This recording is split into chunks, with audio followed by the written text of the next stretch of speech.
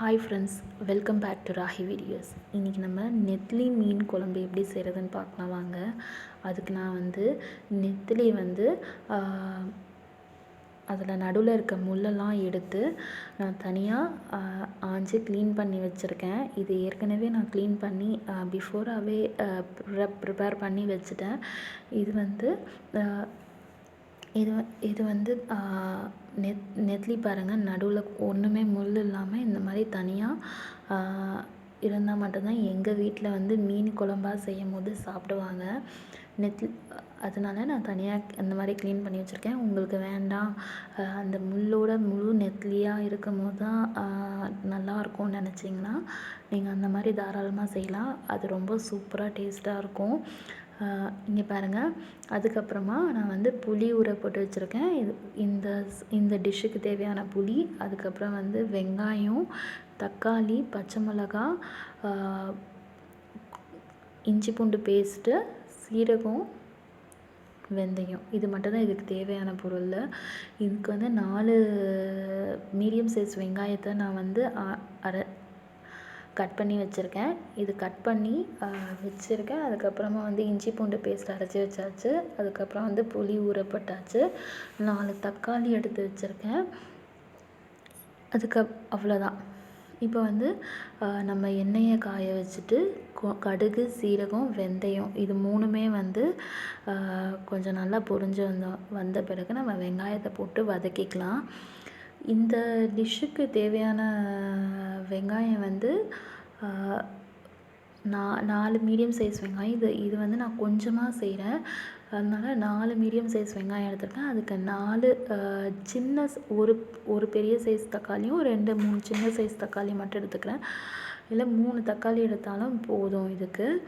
இப்போ நான் வெங்காயத்தை வதக்கிக்கிறேன். நல்லா வதக்கிட்டு இருக்கும்போது இந்த மீன் டைமில் நான் நம்ம இந்த டிஷ்ஷுக்கு தேவையான ஒரு மசாலா அரைச்சிக்கலாம். அது என்ன மசாலானா, நம்ம தக்காளி இந்த டிஷ்ஷுக்கு தேவையான தக்காளி நம்ம கட் பண்ணி சேர்க்கக்கூடாது.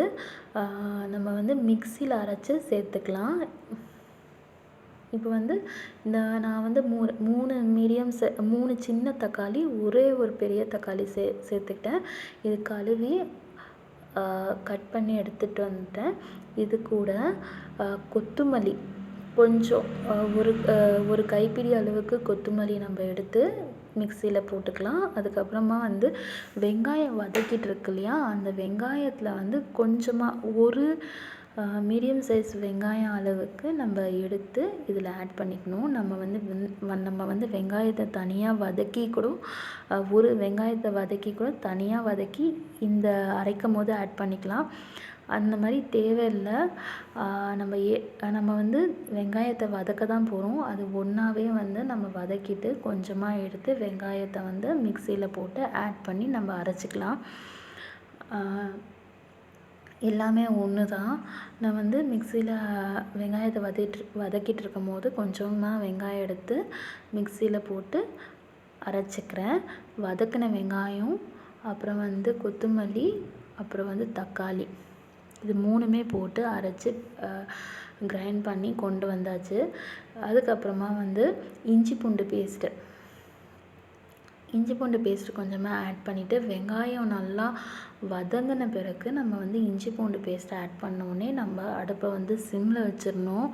ஏன்னா இஞ்சி பூண்டு பேஸ்ட்டு போட்டு வதக்கும் போது நம்மளுக்கு கொஞ்சமாக அது சூடு ஏறி அடி பிடிக்கிற மாதிரி இருக்கும். நம்ம அதனால் சிம்மில் வச்சுட்டு நம்ம கிரைண்ட் பண்ணுற வேலையை கிரைண்ட் பண்ணி கொண்டு வந்துடலாம். கிரைண்ட் பண்ணி கொண்டு வந்துட்டேன் நான். இப்போ இஞ்சி பூண்டு பேஸ்ட் வெங்காயம் கூட நல்லா வதங்கிட்டு இருக்கும்போது கொஞ்சம் வதங்கின பிறகு நம்ம இந்த அரைச்சி வச்ச பேஸ்ட்டை ஆட் பண்ணிவிட்டு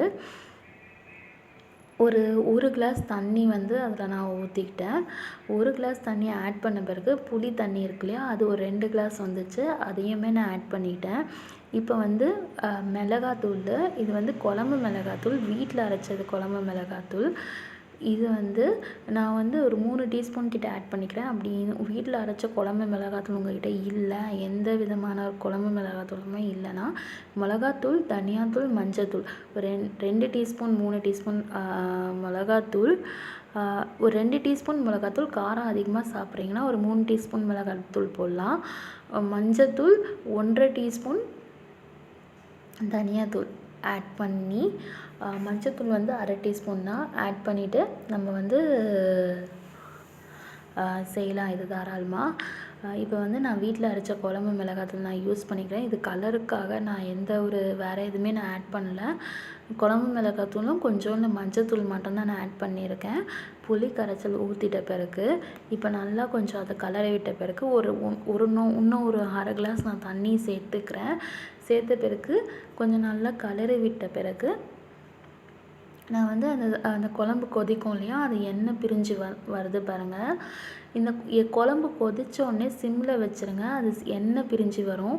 அந்த ஸ்டேஜில் நம்ம நெத்திலி வந்து அதில் போட்டோன்னா, மேலக்காய் போட்டோன்னா ஒரு 2-3 மினிட்ஸில் சூப்பராக குழம்பு ரெடி ஆகிடும். இங்கே பாருங்கள், நல்லா அந்த நெத்திலி வந்து அது ஃப்ளேவர், நெத்திலி குழம்பு ஃப்ளேவர் வந்து சூப்பராக நல்லாயிருக்கும். இந்த மாதிரி கண்டிப்பாக ட்ரை பண்ணி பாருங்கள், சூப்பராக இருக்கும். வெரி சிம்பிள் டிஷ் தான். நம்ம வீட்டில் இருக்க இன்க்ரீடியன்ட் வச்சு சிம்பிளாக சூப்பராக சாப்பிட்லாம்.